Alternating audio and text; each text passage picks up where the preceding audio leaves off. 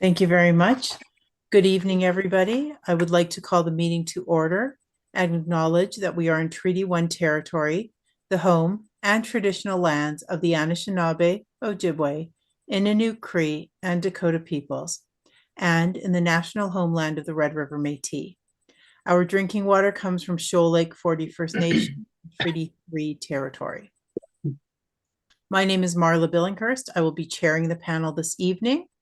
On the panel with me this evening are Diane Knight and Kira Penner.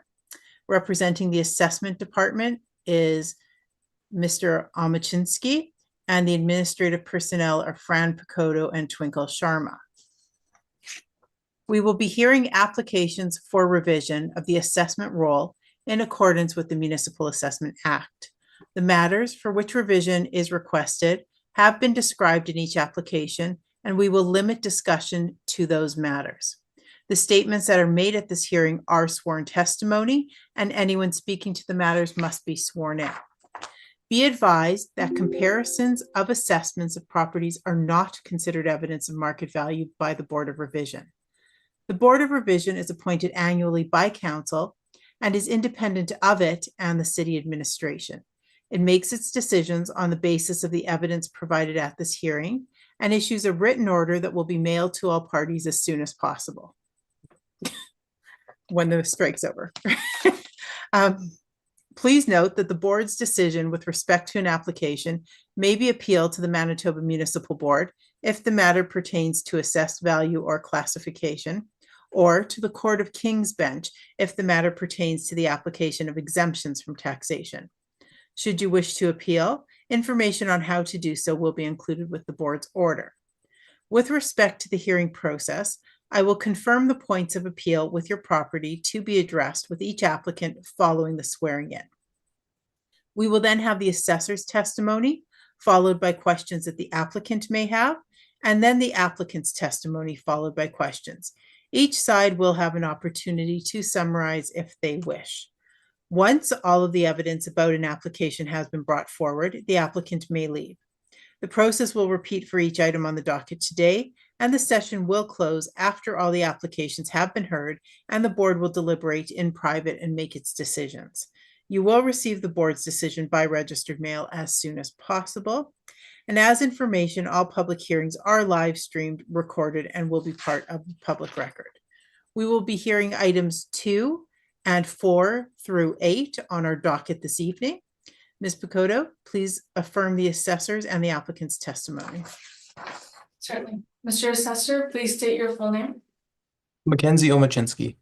Do you affirm that the evidence you're about to give at this hearing is the truth, the whole truth, and nothing but the truth? Yes, I do. Thank you. Ms. Applicant, please state your full name. Kates.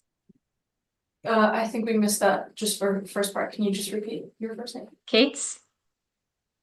And first name? Farah. Okay, thank you. Thank Sorry, you. the mic just cut out for that first part.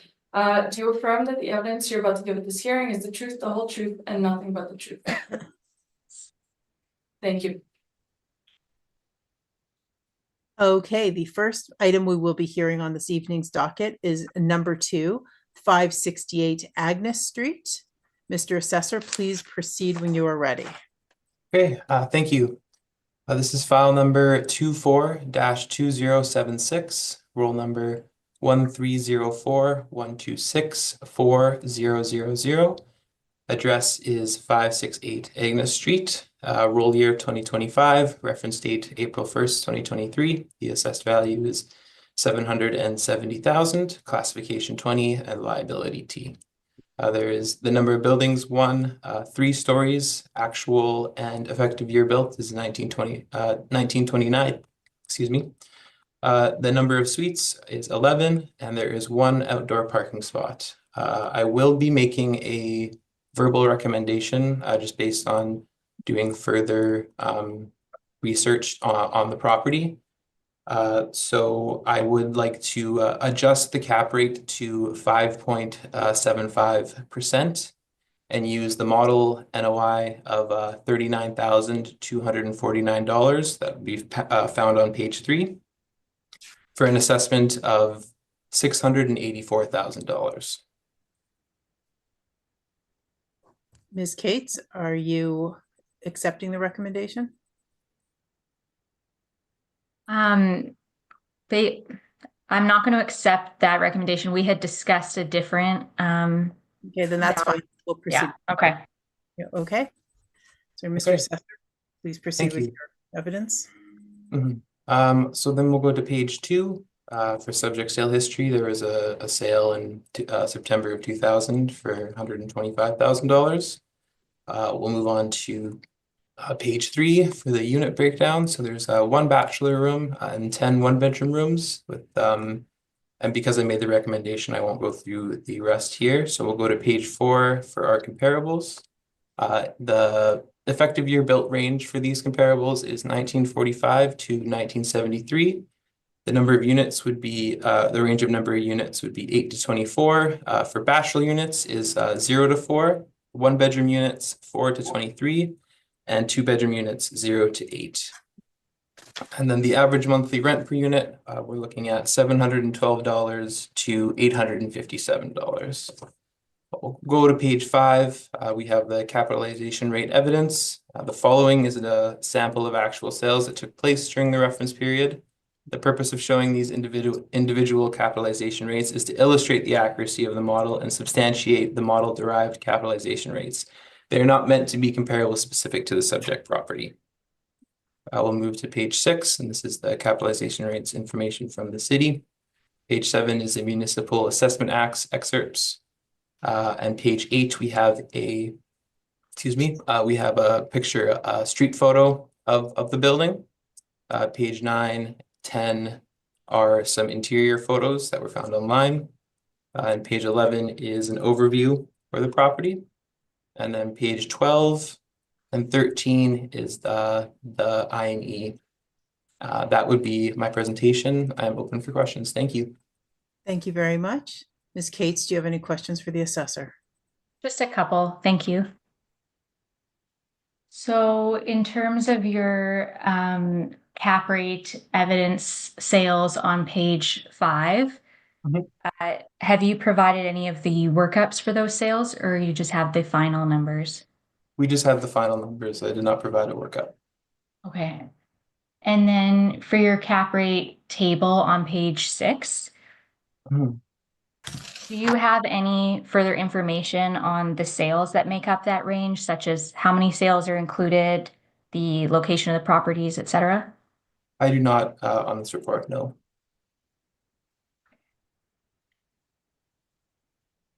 That would conclude my questions on this property. Thank you. Thank you. Thank you very much. Ms. Knight, do you have any questions for the assessor? Sorry, you're muted. Ms. Knight, you're on mute. I'm coming. I just Oh, had sorry. to get to it. Yeah, I was coughing. So no, I do not. Oh, okay.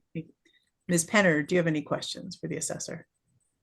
Yes, please. I just wondered if you could speak to the reasoning behind the shift in the cap rate from the 5.1 to the 5.75. I believe that the 5.75% cap rate is a better indicator of just the neighborhood that it's in, and like more, it would be better suited, yeah, mostly for the neighborhood. I didn't think the model was correct with the current cap rate. Perfect. Thank you very much. Thanks. Thank you. I have no questions this time. So Ms. Cates, please proceed with your presentation. Thank you.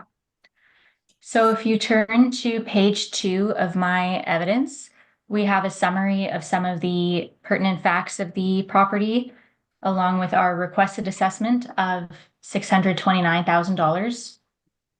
If you turn to page 4, under scope of work, we did have a site visit from a member of our office in the summer of 2020. So we've provided some photos in the appendix. On page 6, we have our property site maps. So we have an aerial map view as well as a Google map view of the neighborhood. And then some exterior photos on page 7. Property description on page 8.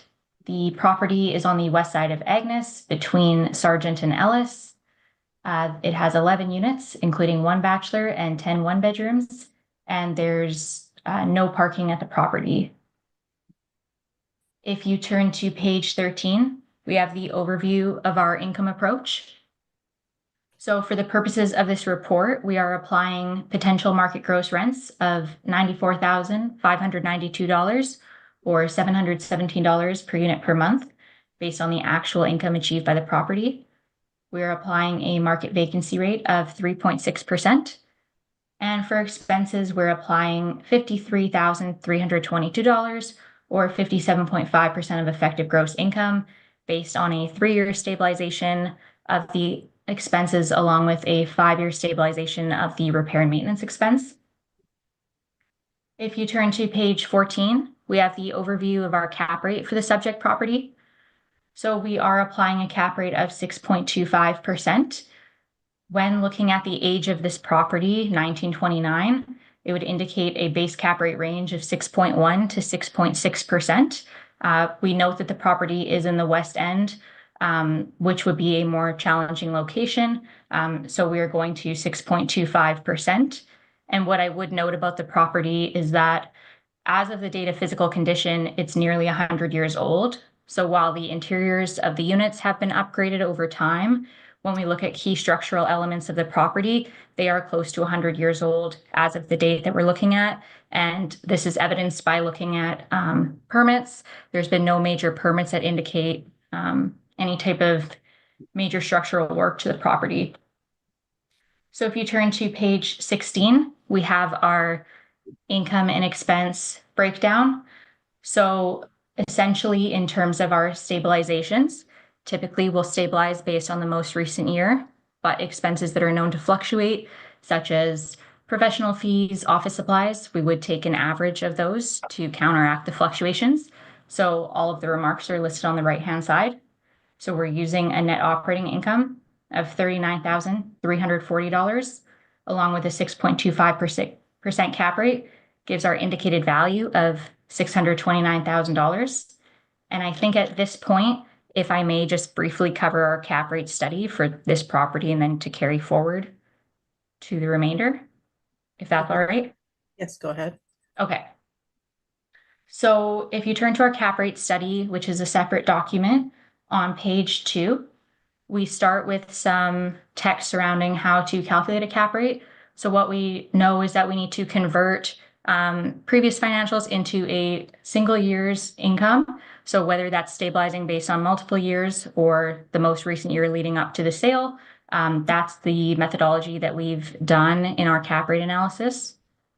We also note that the cap rate is influenced by 3 factors: perceived risk, investor expectations for appreciation, and required returns on other vehicles. If you turn to page 4, we have some text from the Appraisal Institute, which just talks about principle of anticipation in terms of calculating a cap rate and trying to get into the mind of the purchaser and what the income opportunity they would expect to be purchasing. If you turn to page 6, we have at the top an overview of the assessment department's cap rates from the valuation of income producing properties. So we note that the entirety of the range goes up to 7.95%. So for some of the properties that we're dealing with today, it would be sensible to go beyond the 80th percentile. We also have some of the broker cap rates where essentially they're showing some compression, but it's typically for the best apartment stock available. If you go to page 10, we have some of the factors that we may consider for adjustment. So some of the factors that we'd be looking at today would be location, durability and quality of income, condition.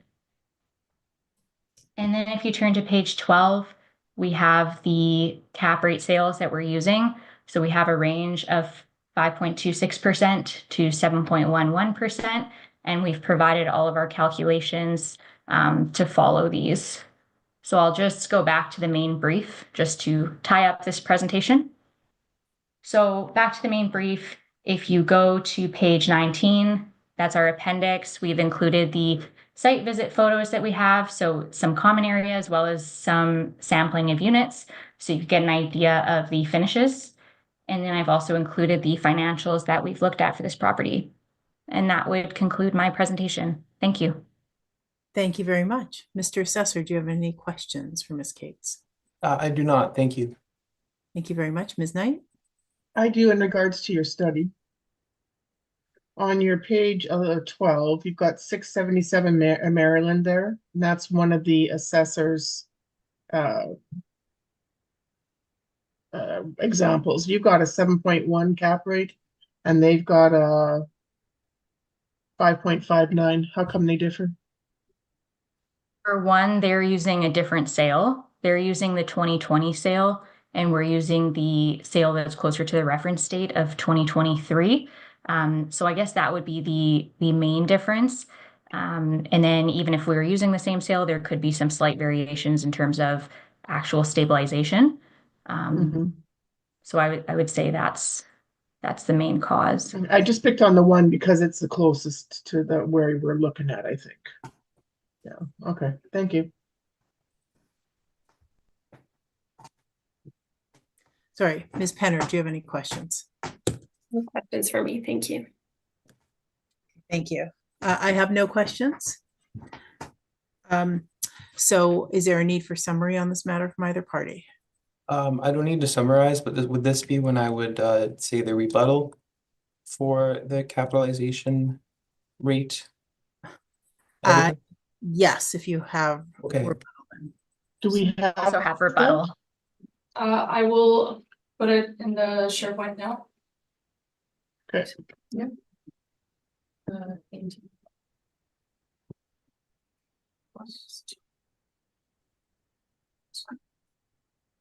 So the applicant has rebuttal as well? I'm sending that now. Okay, so the applicant will present their rebuttal first then. Okay, sounds good. Okay, so send.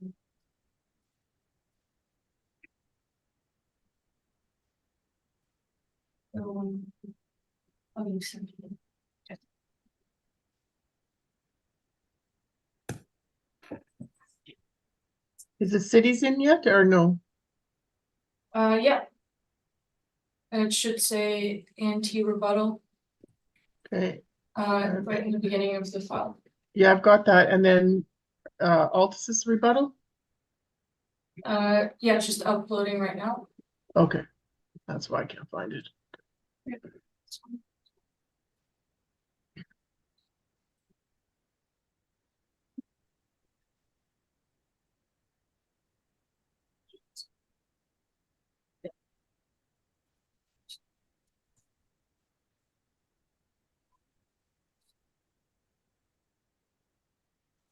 Okay, I got them both now. All right, Ms. Cates, please proceed with your rebuttal. Okay, thank you. So if you turn to page 2, we start with an overview of the city's cap rates. So they have a range in their sales of 3.46 to 5.74%. And in terms of their sales at the very low end of the range, we would suggest using caution in terms of looking at cap rates below 4.5%. It just presents a logical question of why an investor would invest in an apartment at that rate when they could get a low risk government bond for the exact same rate, and real estate is known to be higher risk. So just logically, it doesn't follow through. If you turn to page 4, we have a bit of text surrounding 727 Sargent and 241 Young. These are two cap rates that are quite low. And typically in this market, when we see cap rates at 3-4%, it would indicate that the purchaser is actually purchasing a different income opportunity, not the one that's in place. In terms of city cap rate 2, 459 Sargent, we note that the city has used the historical income in their cap rate stabilization. Based on a review of market information that would have been available to the purchaser, we note that the rent that they were informed that they could get was $740 per unit per month, along with $40 per month in parking. So we show our stabilization on page 5, where we've restabilized the cap rate based on the income that the purchaser would have actually expected to get. And the expenses come from prior city rebuttal, where they were betting our cap rate. So that is the source of the expense data. And when we restabilize, we get a cap rate of 5.79%, which does make more sense considering the quality of the apartment as well as the location. On page 7, we've also restabilized, we've restabilized 150 Hendon. So while we didn't have the stabilization for this property, we can presume that it's using the historical income. We had the opportunity to interview the purchaser of this property and learn what they were expecting to achieve when they purchased it. And the vendor advised them that they had obtained RTB increases or they had applied for them. And so we have restabilized based on these higher rents. So the property went through land titles June 2nd, 2021. And so at the end of 2021, when they hadn't yet been operating for a full year, they advised the city through their I&E submission that they would obtain gross rents of around $712,000. And then at the end of 2022, it was actually pretty close to being realized, which further supports the idea. And so we've recalculated this at 5.42%. Then we have some of the supporting data to follow. And then page 22, 677 Maryland, going to Ms. Knight's previous question, we're using the more recent sale. The city is using an older sale. And I believe those would be the kind of relevant cap rates for today. So that would conclude my rebuttal presentation. Thank you. Thank you very much. Mr. Assessor, do you have any questions for the applicant on their rebuttal evidence? No questions on the rebuttal evidence. Thank you. Ms. Knight, do you have any questions on the rebuttal evidence? No, ma'am. Thank you. Ms. Penner, any questions on the rebuttal evidence? No questions for me, thank you. All right, then, Mr. Assessor, you may proceed with your rebuttal evidence. Okay, thank you. So just on page 1 here is just a general summary. So for the Altus capitalization rate sales for the 2025 assessments with a reference date of April 1st, 2023, Altus Group has evaluated the following sales in order to determine the capitalization rate. So we're looking at sales 1 to 3 here. 1 year of income and expense information we believe is insufficient to calculate a stabilized net operating income. So we don't believe that those sales would be usable. And then sale 4 would be there's no actual income and expenses involved in the calculation of the net operating income. So we don't believe that is usable. And then for sale 5, the potential gross income utilized by Altus is not based on historical reported information, which is what we believe would be correctly stabilized as using historical reported information. So we'll just go to page 2, and it just it shows the breakdown or their breakdown and just the 1 year of income and expense information not being sufficient to determining a cap rate. Then we'll go to page 4. Same information, it's just the breakdown. So that'll continue until page 9 here, and you can just see that there isn't data towards the 100 Maryland Street. And then 2390 McPhillips as well on page 10. The Altus calculation average rent levels are inconsistent with the rents reported the prior year. And 11, we just conclude with city stabilization of 2390 McPhillips Street to fall to a capitalization rate of 4.71%. And that would be my rebuttal presentation. I can take questions now. Thank you. Thank you very much. Ms. Cates, do you have any questions regarding the assessor's rebuttal evidence? Yes, thank you. So in terms of for your comments on sale 1 to 3 being unusable, just to clarify, that would be the assessment department's opinion. That's not based on appraisal theory or IAAO standards, correct? I don't know the latter, but I know that this is the recommendation of the assessment department. Okay. And then in terms of sale number 4, 100 Maryland unusable, when you actually look at the figures that we used, is that not similar to how the assessment department would assess new properties? Yes, it would be similar. I don't know if we would use that as a indication of cap rate evidence. So. Okay. And then, yeah, that would conclude my questions on the rebuttal. Thank you. Okay, thank you. Thank you very much. Ms. Knight, do you have any questions for the assessor? No, ma'am. Ms. Penner? Just more so out of curiosity, how many years of income and expense information would the city use to determine cap rates? We would look for 3 years. I think that's it for me. Thank you. Thank you. I don't have any questions at this time. So is there a need for summary from either party? No, thank you. As well, thank you. Sorry, you cut out there for, Oh, I'm good as well. Oh, No okay. summary. Thank you. thank you very much. All right, so that concludes matter number 2 on the docket. Just give me 1 second. All right, the next matter we will be hearing is number 4 on the docket, which is 740 Selkirk Avenue. So, Mr. Assessor, please proceed when you are ready. Thank you. This is file number 24-2885. Roll number 1401072810. The address is 740 Selkirk Avenue.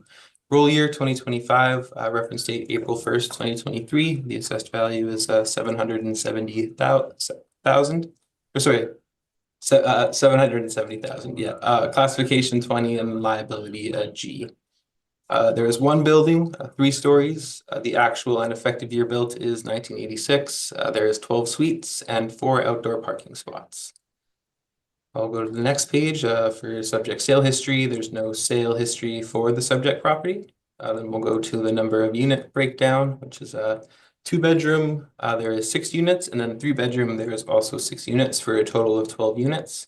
The average monthly rent per unit is $788.97. The gross potential rent is $113,612. The vacancy rate is 3.3%. Effective gross income is $109,863.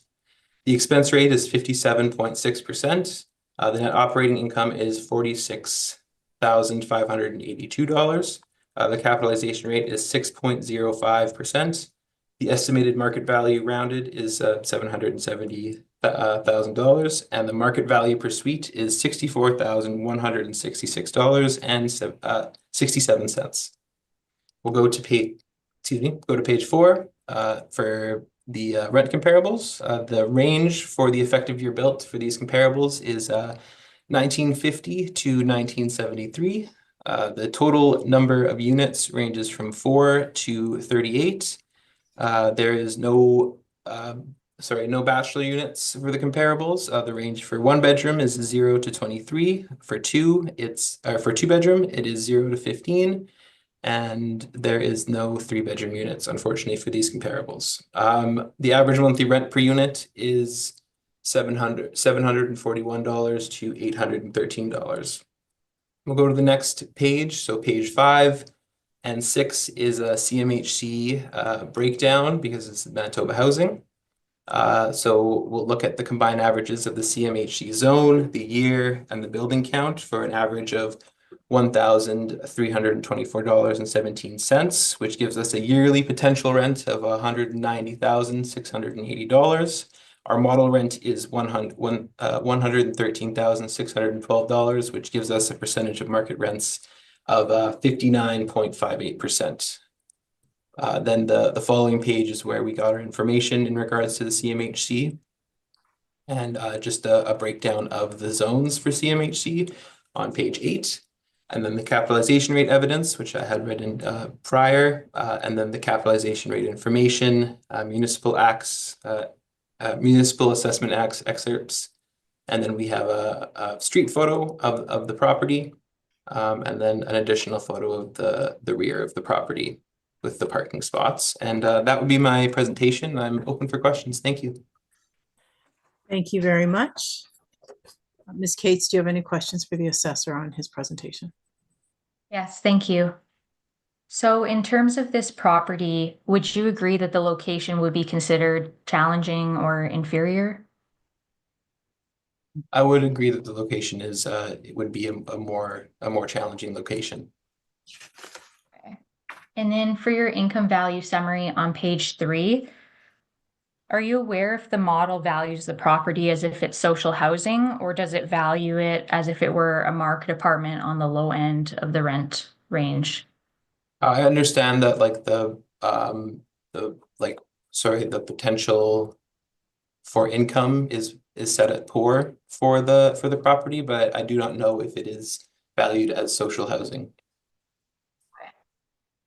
And then regarding your CMHC tables on page 5, the CMHC rents are showing the averages. So would it be fair to say that averages would be pulled up by newer developments or renovated developments, or since you have kind of other categories included, potentially more popular locations? It is possible. That's we would try to remove that by including the zone and like using 3 different averages. But yeah, it is possible.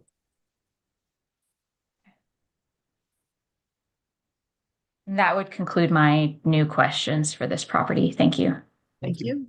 Ms. Knight, do you have any questions for this? I do not. Ms. Penner? Just along the vein of the social housing, is this property subject to some sort of rent restrictions in terms of the level that the rent can reach? I'm unaware of rent restrictions. I just know that the rent would be subsidized because it's Manitoba housing. Okay. And would that, you said you weren't sure if the model was taking into consideration the social housing aspect of it. Would that impact the cap rate? It is possible it would impact the cap rate. We are like reviewing or looking at the property as at its highest and best use, so that wouldn't be as social housing. Okay. All right. Thank you. Thank you. I have no questions. So Ms. Cates, please proceed with your presentation. Thank you. So if you turn to page 2, we have our requested assessment of $717,000. On page 6, we have some property maps and then some exterior photos on page 7. Property description on page 8. So the property is on Selkirk Avenue at its intersection with Parr Street in the William White area. There are 12 units and there is surface parking available at the back of the property. If you turn to page 13, we have the overview of our income approach. So this property is social housing. It operates on a rent geared to income basis, meaning that the income achieved is not at market. Instead, it's based on a proportion of income, typically around 25%. So what we could be looking at with these units where we're using market rents of $800, the actual rents achieved could be $200, $300 a month. So there is a pretty big gap there. So we understand that the assessor's rents are based on a factor of CMHC. So we're not disputing those rents. We've applied them in our analysis, and that would be $113,612 or $789 per unit per month. We've used a market vacancy of 3.3% and expenses of $63,281 or 57.6% of EGI. On page 14, we have an overview of the approach that we take for social housing. So that would be page 14 and 15. So we look to text by the Appraisal Institute, Valuation and Market Studies for Affordable Housing, and they suggest starting with a market cap rate and adjusting upwards based on risk factors present at social housing properties. So in the text, they talk about a variety of risk factors, but they can really be categorized into 4 broad categories, which would be low cost or low quality construction, age, declining neighborhood, and low income tenancy. So on page 16, we have an overview of the discussion on low income tenancy, but just to summarize, the issue with low income tenancy is that it has a direct relationship with deferred maintenance because these properties don't earn enough income to cover their operating expenses. They rely on funding to cover those, but then where they miss out is that they don't have enough funds left over to cover those preventative repair and maintenance items.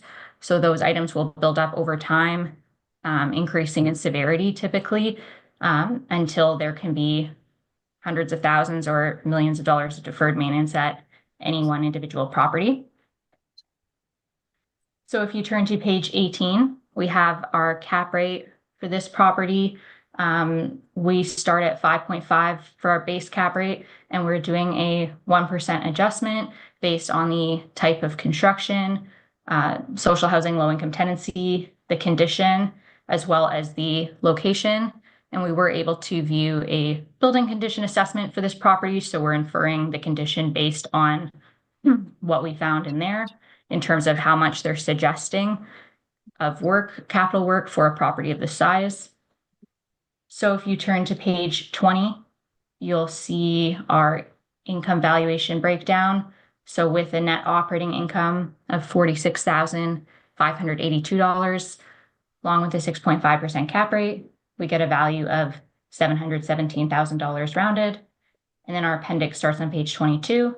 And we have building condition assessment, as well as just some of the text that we consider for social housing cap rates. So you'll see most of the required dollars are in terms of the interiors of the property. And that would conclude my presentation. Thank you. Thank you very much. Mr. Assessor, do you have any questions for the applicant? No, my questions have been answered. Thank you. Thank you, Ms. Knight. Do you have any internal pictures? I don't have any internal photos of this property. Thank you. Thank you, Ms. Penner. No questions for me, thank you. Thank you, nor do I. Is there a need for summary from either party on this matter? I'm okay. Thank you.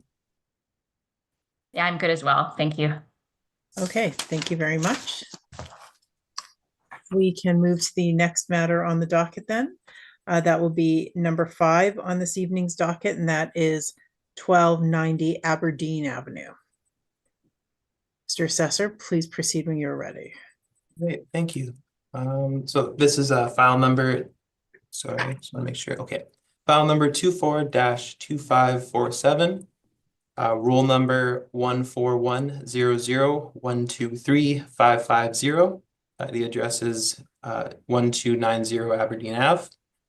Rule year 2025, reference date April 1st, 2023, assessed value 638,000, classification 40, liability S. There's one building, 2 stories. The actual and effective year built is 1965. The number of suites is 19, and there's 34 outdoor parking spots. We'll go to page 3 for the number of units. We have 18 bachelor units and one one-bedroom unit for a total of 19 units. The average monthly rent per unit is $431.20. The gross potential rent is $98,314. Vacancy is 3.3%.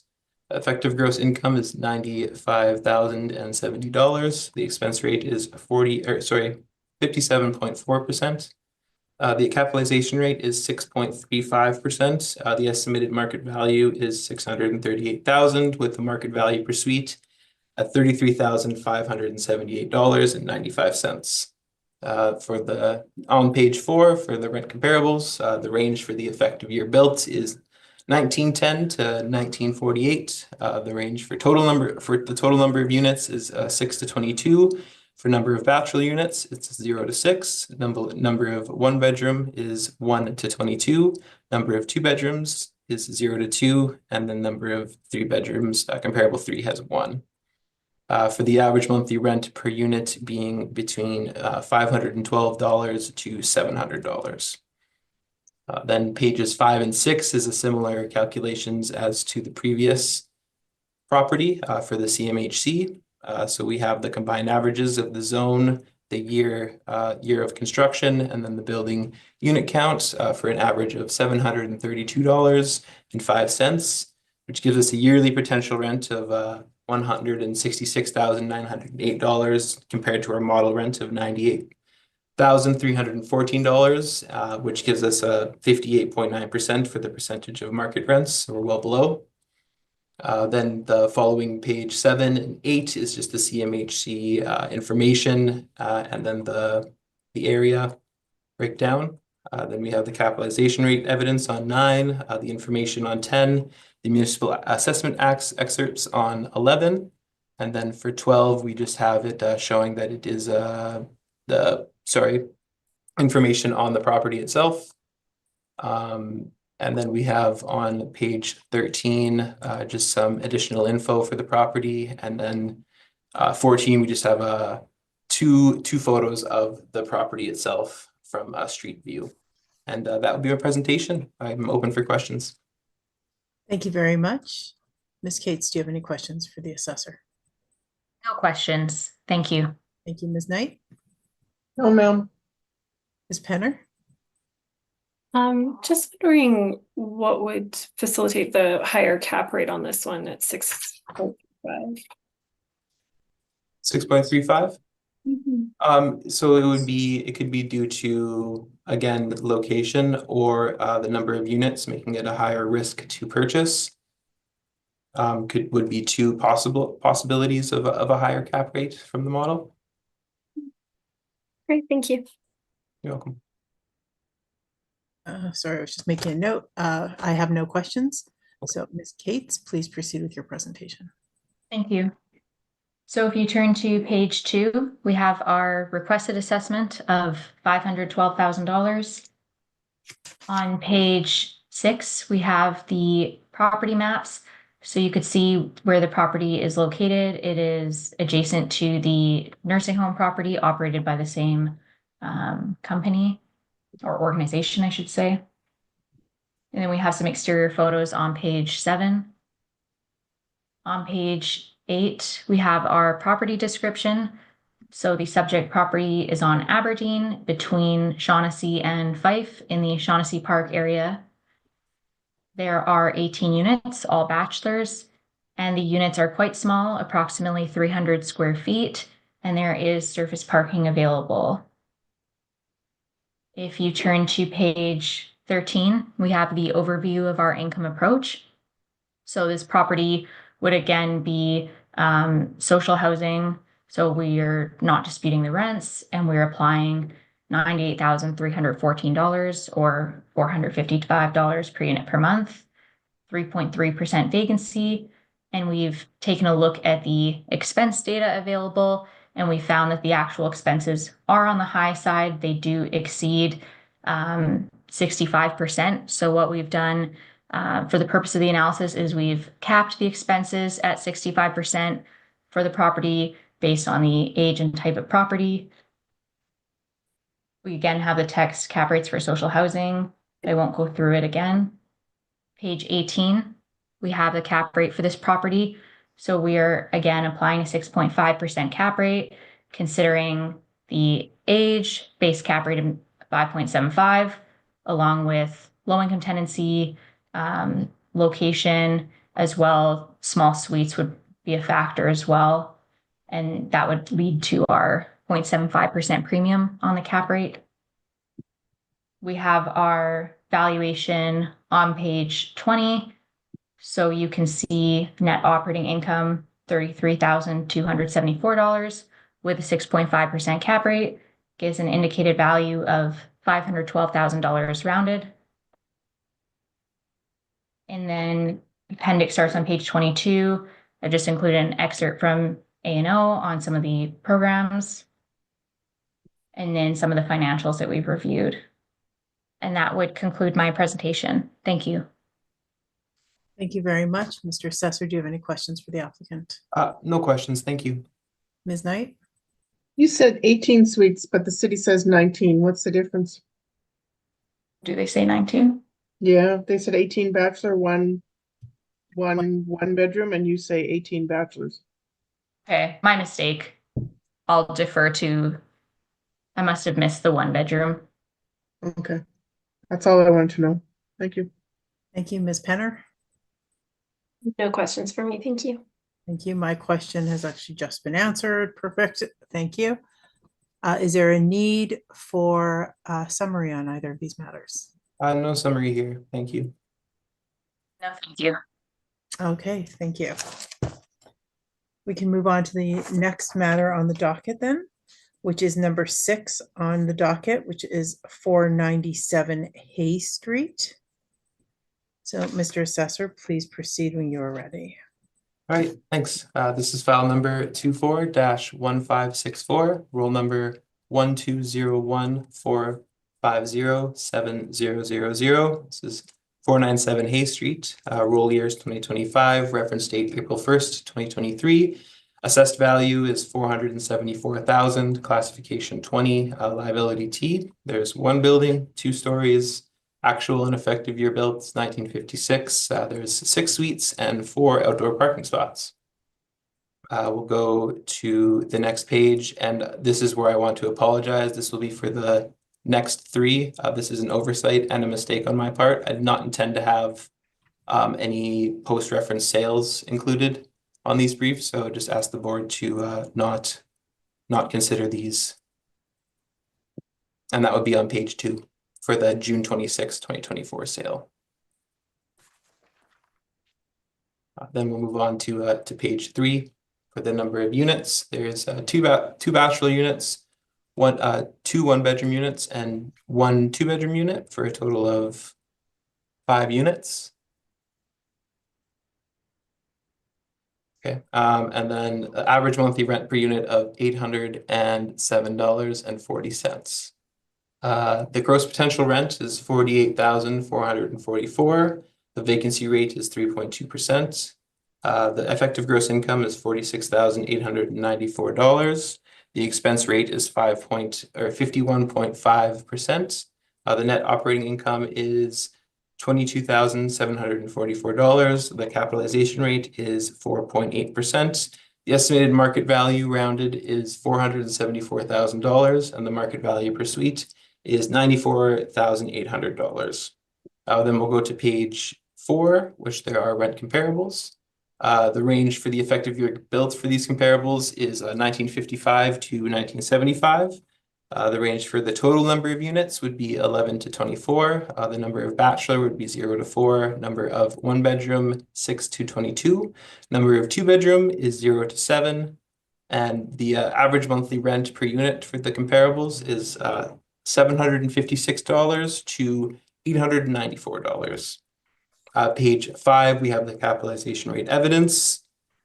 Page 6 is the information from the city. The page 7 is Municipal Assessment Act excerpts, and then we have a aerial photo of where the property is. It's between Arnold Ave and Churchill Drive, just in Osborne there. And then there's a street photo on page 9.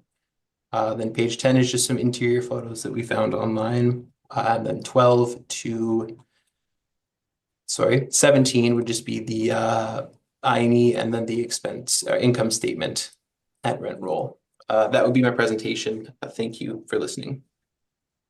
Thank you very much. Ms. Cates, do you have any questions for the assessor on his evidence? Yes, thank you. So on your income value summary on page 3, in regard to the cap rate, that would be fairly close to your 20th percentile, correct? Yes.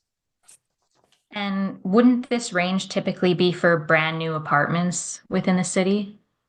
It could be for brand new apartments. It's also the number of units in the property being at 5. It opens the potential purchasing pool a lot more to people. Like, let's say if a couple people wanted to pool their money together and rent it instead of more corporations purchasing these apartments. Okay. And then the photos that you've provided on page 10, would you agree that the photos, the finishes look fairly dated? Yeah, I would say the finishes are more on the dated side. Given that these are marketing photos, this would probably be the best unit at the property, would it not? I couldn't speak to that. I haven't inspected the property myself, so I wouldn't know. Okay, thank you. That would conclude my questions. Thank you very much. Ms. Knight, do you have any questions for the assessor? I do not. Ms. Penner? No questions for me, thank you. Thank you. Nor do I. So Ms. Cates, please proceed with your presentation when you're ready. Thank you. So if you turn to page 2, we have our requested assessment of $415,000. On page 6, we have our property maps. Exterior photo on page 7. Property description on page 8. So the subject is on Hay Street between Brandon and Morley. The property has 6 units, 5 surface parking stalls, and we note that it is adjacent to a cemetery and a school.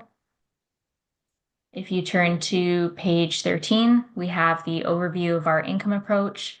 So we're applying an effective gross rent of $46,032 based on the actual stabilized income achieved. The figure reported is already inclusive of vacancy, so we're not applying an additional vacancy allowance. In regard to expenses, we're applying $24,593 or 50.7% of EGI. That's based on a 3-year stabilization of the expenses along with a 5-year stabilization of the repair and maintenance. On page 14, we have the overview of our cap rate. So we are disputing the cap rate of 4.8%. We're applying a cap rate of 5.75%. Property was built in 1956, nearly 70 years old at the date of physical condition. And again, key structural elements are not showing that they've been upgraded, though the finishes, I would not suggest, are original to 1956, and they have been updated over time. I would also note that the external factors of the property being adjacent to a cemetery would be considered a negative influence. So we have our valuation on page 16. So you can see with our effective gross income and expenses, we have a net operating income of $23,890, and with a 5.75% cap rate, gives an indicated value of $415,000. We have our repair and maintenance breakdown on page 17. So we're using a repair and maintenance of $1,171 per unit, which would be quite low. And in the appendix, we've included the marketing photos as well as the financials that we've looked at. And that would conclude my presentation. Thank you. Thank you very much. Mr. Assessor, do you have any questions for the applicant? No questions. Thank you. Thank you. Ms. Knight, do you have any questions? No, ma'am. Thank you, Ms. Penner. No questions for me, thank you. Nor do I. Is there a need for summary from either party on this matter? I would just point to that the 4.8 cap, I do believe, is supported just due to the area that it's in. I think Osborne Village is a bit more desirable, and then just the low unit count, just opening that potential pool of buyers much more than you would see with larger properties. And that would be all. Thank you. Thank you. Ms. Gates? No summary. Thank you. Thank you very much. Okay, we can move on to the next matter. Sorry, you guys, I'm writing a little bit slow, so bear with me for 1 second here. Okay, the next matter on the docket is number 7, which is 363 Clare Avenue. So, Mr. Assessor, please proceed when you're ready. Thank you. This is file number 24-1560. Roll number is 12001381000. Sorry, 300. Address is 363 Clare Avenue. Roll number 2020. Roll year 2025. Reference date April 1st, 2023. Assessed value 739,000. Classification 20. Liability T. There's 1 building, 2 stories. The actual and effective year built is 1954. The number of suites would be at 8. There's 6 indoor parking spots and 1 outdoor parking spot. Again, we'll go to page 2, and I have to apologize. This will be for the second last time you'll see this. I would ask the board not to consider the June 26, 2024 sale, as that was a mistake on my end. And then we'll go to page 3 for the number of unit breakdown. Now we have 4 bachelor units. Oh, I apologize. I just got a low battery thing on my computer. I guess it's not charging.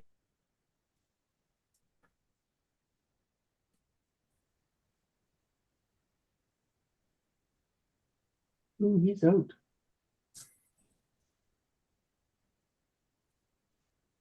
Nope.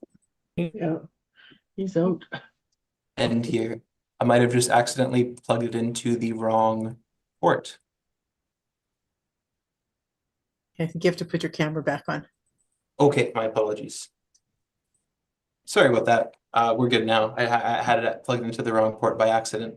No problem.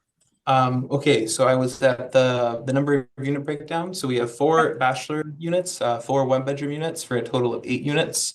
The average monthly rent would be $781.18. The gross potential rent is $74,993.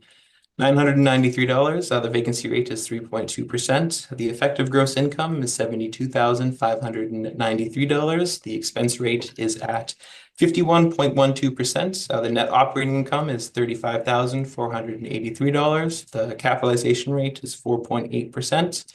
The estimated market value rounded would be $739,000, and the market value per suite is $92,375. I'm sorry, I keep getting this. This is popping up, even though I do have it plugged in. So I'm not sure if there's not enough power going to it or what that would be. Give me one moment. I'm going to turn my camera off just to make sure everything's plugged in properly. Okay.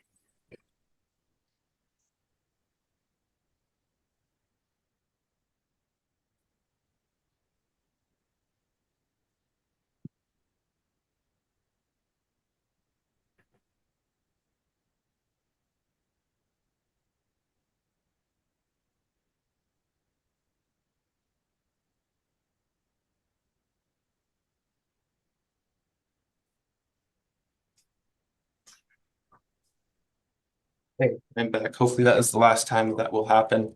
I'm really sorry about that.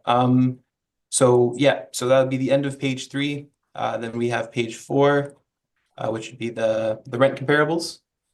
So we have the effective year built range for these comparables would be 1953 to 1959. Then we have the total number of unit range would be from between 5 and 24 units. The number of bachelor units range from 0 to 4.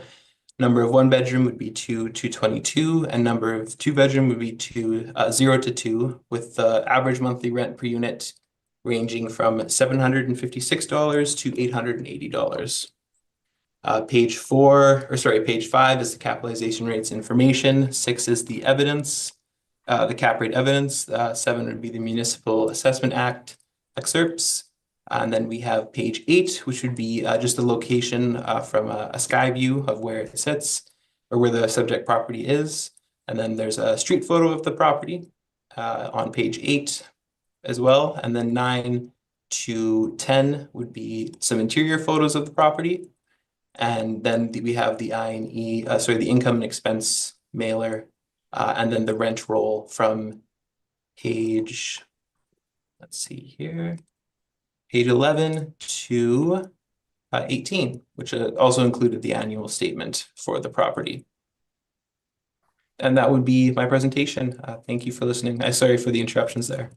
No problem. Thank you very much. Ms. Cates, do you have any questions for the assessor? No questions. Thank you. Thank you. Ms. Knight. Just the picture, I'm trying to find it now, of the kitchen. Would you call that a good kitchen? On page 9. It appears we have lost the assessor on Zoom. Oh, okay. Should we take a brief recess, Madam Chair? Sure. Might as well do that then. Okay. Thank you very much. Welcome back. Before we get back to the questioning, we just wanted to confirm with the assessor and the applicant if they wanted their rebuttal information that was brought forward in the first matter applied to each additional matter on the docket this evening. Yes, I would. Thank you. Same for me as well. Thank you. Okay, thank you very much. Now, I believe before we took our recess, Ms. Knight, you had a question regarding the kitchen. Yeah, on page 9. Mhm. Is that the kitchen in this property? Because the pictures are the same for the next property. So Yeah, I'm so not really sure what they belong to. So I, as well, do not know which property they do belong to. I believe that they are sister properties, and they would have the same layout, so I couldn't speak to which property it specifically belongs to, but that is the general idea or the layout for the interior. So you think this kitchen looks like it's in a building that's 4.8 cap rate? Yes, I believe that it's supported. Okay, I'll just leave it at that. Thank you very much. Ms. Penner, do you have any questions? I guess along that same vein, and this question could have been asked, I guess, of any of the properties, but we have, oh, actually, never mind. I just answered my own question. Thanks very much. Great. Okay. Okay, and I do not have any questions regarding this. So we can proceed to the applicant's presentation, please. Okay, thank you. So if you turn to page 2, we have our requested assessment of $667,000. On page 6, we have some property maps and then some exterior photos of the property. On page 8, we have a property description. So the subject property is on Clare Avenue, east of Osborne. It was built in 1954, 8 units, including 4 bachelors and 4 one-bedrooms. And the property operates as a complex with its twin property at 367 Clare. There are 7 parking stalls shared between the 2 properties, where 6 are indoor stalls and 1 is a surface parking stall. On page 13, we have the overview of our income approach. So given that they operate together, they have combined financials. So what we've done is we've portioned them out 50-50 among the 2 properties. So for this property, we're applying an effective gross rent of $70,423. Vacancy is already included. And we're using expenses of $34,759 or 47.5% of EGI. On page 14, we have our cap rate for the subject. So we are disputing the cap rate of 4.8%. We are using a cap rate of 5.75% based on our cap rate study. So it was built in the mid-50s. And again, while the interiors have been upgraded, I don't see any evidence of structural upgrades, which would actually change the life of a property in a meaningful way. So we have our income and expense analysis. Oh, did we lose the assessor? Should I pause? Oh, yes, we did. Oh, geez. My apologies. Can we go in a brief recess? Yes, please. Sorry, I was writing and not looking up. Thank you very much. Welcome back, everybody. Ms. Cates, I believe we have interrupted your presentation. So if you could please pick up where you left off. Good. So I'll just start on page 16, where we have our income and expense breakdown. So from the earlier comment that they operate as twin properties, so you'll notice that the amounts are higher in the 2020, 21, 2022 columns, but then in the subject stabilized, we've portioned it off for this property specifically. So we have an effective gross income of $73,126. Total expenses of $34,759, which includes repair and maintenance at $722 a suite. We get a net operating income of $38,366, and with a 5.75% cap rate, gives an indicated value of $667,000. We have our repair and maintenance breakdown on page 17. And then in our appendix, we've used some marketing photos. So that would start on page 20. So you can see that the finishes are fairly dated. And I would suggest that for marketing photos, they're typically using the better unit. Given that the properties operate together, they use the same photos for both properties. So to the earlier question, it's hard to tell exactly which building it came from, but the idea is that they're fairly similar in all respects. And then we have the financials to follow. And that would conclude my presentation on this property. Thank you very much. Mr. Assessor, do you have any questions for the applicant? I do not. No, thank you. Ms. Knight? You said something about parking, that there's 6 indoor units, 1 outdoor unit, but that's for both properties? Or Yeah, is so that if you for each property? Yeah, so if you go to page 7, you could see the little like garage components attached to the property, but they share them. So you could see the garages and Oh, the there they are. stall. Okay. And then we go, and then if you go to the overhead on page 6, you could see that the property to the left, which would be the twin property, it doesn't have any space for parking. So it would be, yeah, the extent of the parking would be on this parcel. Okay, so the other building has no parking, or this is all used for the one building, or it's used for both buildings? My understanding is that it's shared between both properties since they have common ownership. But to your point, if they sold separately, um, then there wouldn't be parking on the other property at Mhm. 367. Okay. All right, thank you. Thank you, Ms. Penner. No questions for me, thank you. Thank you, nor do I. So is there a need for a summary from either party on this matter? No, thank you. Good as well. Thank you. Thank you very much. All right, we can move on to the last matter on this evening's docket, which is number 8, and that is 367 Clare Avenue. So, Mr. Assessor, please proceed when you are ready. All right, thank you. This is file number 24-1560, roll number 12001380100. The address is 367 Clare Avenue. Roll year 2025, reference date April 1st, 2023. The assessed value is 739,000. Classification 20, liability T. The number of buildings is 1 with 2 stories. 1954 is the effective and actual year built. There is 8 suites and there is no parking spots for this property. Then we'll go to page 2. I'll ask the board to not include or consider the June 26, 2024 sale.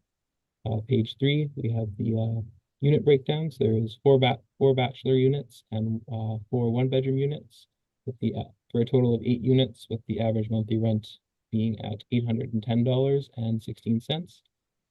The gross potential rent is $77,775. The vacancy rate is 3.2%. The effective gross income is $75,286. Expense rate is 51.12%. The net operating income is $36,800. The capitalization rate is 4.8%. The estimated market value would be $739,000.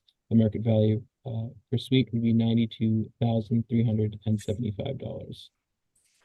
The effective year built for, move on to the next page, page 4, the rent comparables. The effective year built range for the comparables is 1953 to 1962. The number of units, total number of units ranges from 8 to 21. For number of bachelor ranges from 0 to 4. Number of one bedroom ranges from 6 to 15. Number of 2 bedroom ranges from 0 to 5. The average monthly rent per unit is between $756 to $1,051. Page 5 is the capitalization rate information provided by the city. Page 6 is the capitalization rate evidence. 7 is the municipal assessment excerpts. Then we have page 8, which is a aerial photo, and then a street photo of the property. Then we have those same interior photos ranging from page 9 to page 11 with the same I&E reports, rent roll, and income or annual statement for the latter pages. That would be my presentation. I'm open to questions. Thank you. Thank you very much. Ms. Cates, do you have any questions for the assessor? No questions. Thank you. Thank you, Ms. Knight. When you came up with a figure of 766, 667, but then you say it's 739? Is that right? Sorry, where would this be? On your page, I'm getting back there now. On your page, 3. page 3, you come up Hang on, you come up with a, oh, I'm on the wrong one. Hang on just a second. On page 3, you say capitalized income, 766, 667, but the value is 739.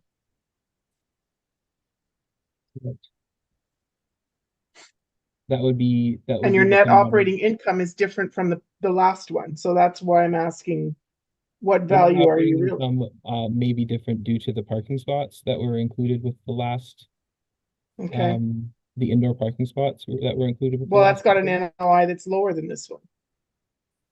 I could not speak to that. I apologize. Because your total there says 766, 667. And that's what 36,800 divided by 4.8 is. Mhm. But you're only asking for 739? Yes, Okay. it would be 739 for the assessed And this value. one is to include no parking according to yours, correct? Yeah, for the property itself, it does not have parking spots. Yeah, okay. Thank you. Okay, thank you, Ms. Penner. Do you have any questions? No questions for me, thank you. Okay, nor do I. So, Ms. Cates, please proceed with your presentation when you're ready. Thank you. So if you turn to page 2, we have our requested assessment of $667,000. On page 6, we have some maps of the property and then some exterior photos on page 7.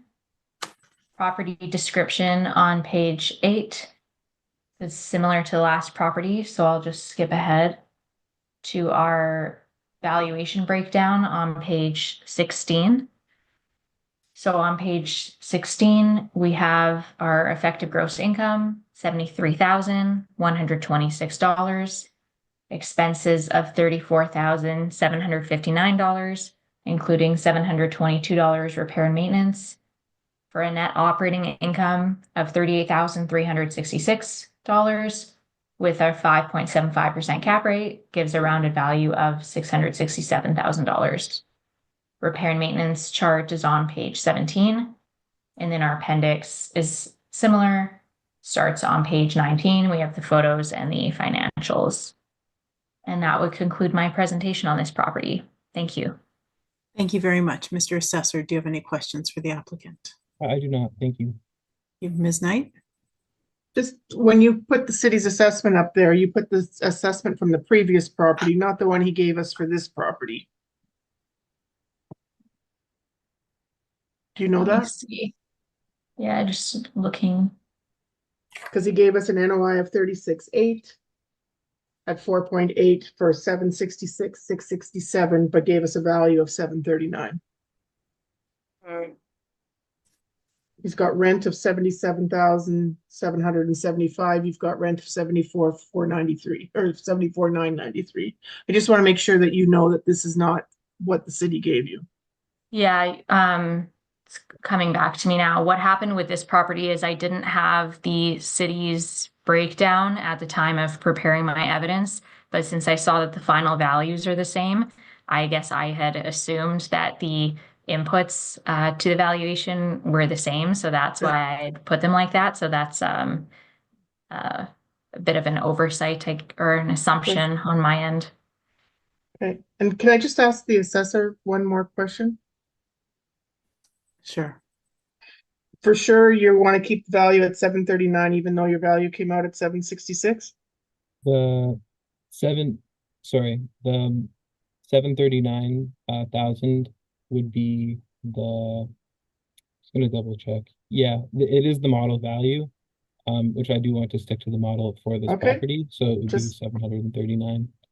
Just making sure. Thank you. Okay, thank you. Thank you, Ms. Penner. Do you have any questions for the applicant? I do not, thank you. Thank you. Okay, nor do I. Is there a need for summary from either party on this matter? No, thank you. I'm good as well. Thank you.